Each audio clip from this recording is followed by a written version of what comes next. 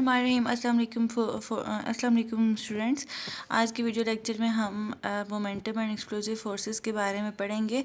तो momentum and explosive forces का मतलब ये होता है जो कि किसी धमाके के बाद को जो फोर्सेस प्रोड्यूस होती हैं उन्हें हम एक्सप्लोसिव फोर्सेस कहते हैं।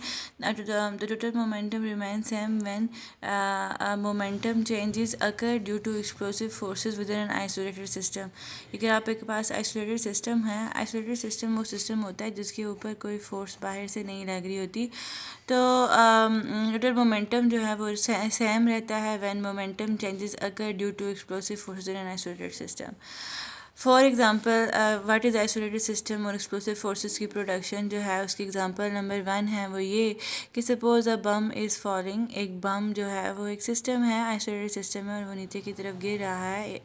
In its way it explode into 2 pieces और रास्ते में वो 2 पीसेस में एक्सप्लोड हो जाता है। तो momentum of the bomb fragments combined by vector radiation is equal to the original momentum of the falling bomb. मतलब कि सपोज अगर इसका जो है वो 2 मीटर पर सेकेंड मोमेंटम था, 2 न्यूटन सेकेंड इसका मोमेंटम था बिफोर कोलिजन। तो रास्ते में जब ये बम एक्सप्लोड हुआ, 2 हिस्सों में फट गया, तो अब इसके दोनों फ्रैगमेंट्स का टोटल मोमेंटम जो होगा वो इक्वल टू होगा initial momentum of the system before explosion. मतलब कि 1 न्यूटन सेकेंड इसका मोमेंटम होगा और 1 न्यूटन सेकेंड इसका मोमेंटम होगा, तो दोनों को मिला के 2 न्यूटन सेकेंड मोमेंटम हो जाएगा आफ्टर एक्सप्लोजन और 2 न्यूटन सेकेंड मोमेंटम होगा बिफोर एक्सप्लोजन। ठीक है। Similarly firing of rifle when a bullet of mass m is fired from a rifle जिसका मास कैपिटल एम है, उसकी वेलोसिटी वी है, momentum before the fire initial momentum is zero. Initial momentum, अब system क्या है, rifle है। ठीक है, राइफल और बुलेट एक सिस्टम है, एक आइसोलेटेड सिस्टम है और बिफोर फायर उसका इस सिस्टम का मोमेंटम ज़ीरो है क्योंकि both bullet and fire at rest है।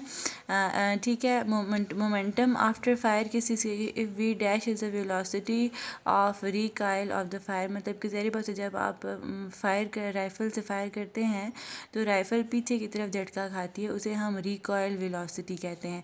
फाइनल मोमेंटम क्या हो जाएगा, m v is the momentum of the bullet and M v dash is the momentum of the rifle जो कि पीछे की तरफ झटका खाती है। अब अगला मोमेंटम मतलब कि क्योंकि initial momentum of this one system is zero, so final momentum को आल्सो ज़ीरो होना चाहिए from the law of conservation of momentum.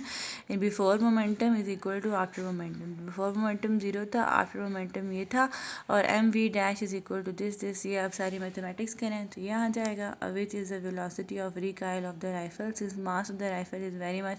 ये वेलोसिटी ऑफ रिकॉइल है, नेगेटिव साइन आपको ये शो कर रहा है कि राइफल पीछे की तरफ झटका खाती है। Mass of the rifle is very much great होता है, तो जितनी जितनी क्वांटिटी ग्रेट होगी उतनी ये क्वांटिटी स्मॉल होती जाएगी। तो कहता है कि वेलोसिटी ऑफ रिकॉइल जो है वो बहुत ज़्यादा स्मॉल होती है, मतलब राइफल थोड़ा सा झटका खाती है, बहुत ज़्यादा झटका नहीं खाती। तो this is the momentum and explosive forces है। फिर है अगला टॉपिक रॉकेट प्रोपल्जन के बारे में। तो रॉकेट प्रोपल्जन मतलब कि रॉकेट का स्पेस की तरफ मूव करना, कैसे मूव करता है, कौन से लॉज उसके ऊपर अप्लाई होते हैं, तो वो सारा। तो motion of rocket is based on the law of momentum and third Newton law. Conservation of momentum law पे इसकी मोशन बेस करती है and Newton third law of motion पे इसकी बेस करती है। ठीक है। प्रोपल्जन का क्या मतलब होता है, rocket moves bye ejecting burning gases from its rear part of the engine. के रॉकेट जो है वो ऊपर की तरफ मूव करता है बाय इजेक्टिंग, वो निकालता है गैसेस पीछे से अपने रियर साइड से, बहुत सारी गैसेस, हाई प्रेशर की गैसेस निकालता है। When the fuel is burn, gases कैसे निकलती हैं, जब रॉकेट के अंदर जो पड़ा हुआ फ्यूल होता है वो बर्न होता है।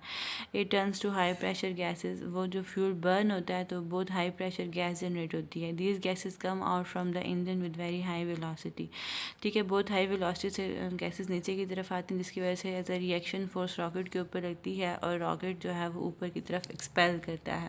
ठीक है, प्रोपेल करता है, sorry. The rocket gains momentum equal to the momentum of expelled gases but in opposite direction. Rocket continues to gain more and more momentum as long as engine of the rocket continues to expel gases. ठीक है, जितनी देर तक rocket के अंदर fuel रहता है, engine के अंदर फ्यूल रहता है, उतनी देर गैसेस बर्न होती हैं, उतनी देर गैसेस पीछे से एक्सपेल होती हैं, और जितनी ज़्यादा गैसेस एक्सपेल होती है उतना ही उसको मोमेंटम ऊपर की तरफ मिलता है।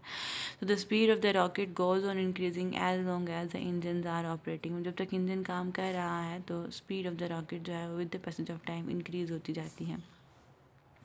ठीक है, ये आपने सारा खुद स्टडी कर लेना है। It is very simple, and हम यहाँ से ये भी खुद स्टडी करें, इसको याद नहीं करें, ये खुद आपने स्टडी करना है। एक्सेलरेशन ऑफ रॉकेट अब हम निकालते हैं। तो mass of the gases in ejected in, ये मासेस है, ये गैस का मास है, और velocity of gases relative to rocket is v. Initial momentum of the gas is 0 and final momentum is m-v, क्योंकि इनिशियली तो कोई गैस इन्हें निकल रही थी, फिर जब रॉकेट ने मूव किया, एक्सप्लोजन हुई, रॉकेट ने मूव करना स्टार्ट किया, तो फाइनल मोमेंटम m-v हो गया। तो चेंज इन मोमेंटम इतना हो गया। अगर हमें Newton second law of motion in terms of momentum पता है, m-t को साइड पे कर लें और v को ये, तो m-t को उसने क्या ले लिया है, mv, m-t को इसने m ले लिया है और इसको mv के, m इज़ क्या है, मास ऑफ द, m क्या है, mass of the rocket ejected per second. Okay, ये m mass of the gases ejected per second is equal to m। तो ओके जी, the force exerted on the rocket by the gas is F is equal to capital M A। अच्छा, अब ये तो on the gas by the rocket, ये वो force है जो कि गैस के ऊपर एग्जर्ट हुई और रॉकेट ने एग्जर्ट की, और ये वो फोर्स है जो कि गैसेस ने रॉकेट के ऊपर, ये वो फोर्स है जो रॉकेट ने गैस के ऊपर एग्जर्ट की, और ये वो फोर्स है जो गैस ने रॉकेट के ऊपर एग्जर्ट की। Where m is equal to instantaneous mass of rocket and a is acceleration of the rocket by Newton। Third action reaction equal and opposite होते हैं, तो ये उसने इन दोनों को ऐसे लिखा और यहाँ से ए की वैल्यू निकाली। And as the time passes mass of the rocket, आपको पता है जरी रॉकेट जो स्पेस में जाता है तो उसका मास कम होता जाता है due to burning of ejection of gases and hence acceleration a increases. ठीक है, जितनी जितना स्पेस में जाएगा मास कम होता जाता है रॉकेट का और एक्सेलरेशन बढ़ता जाता है। थैंक्स।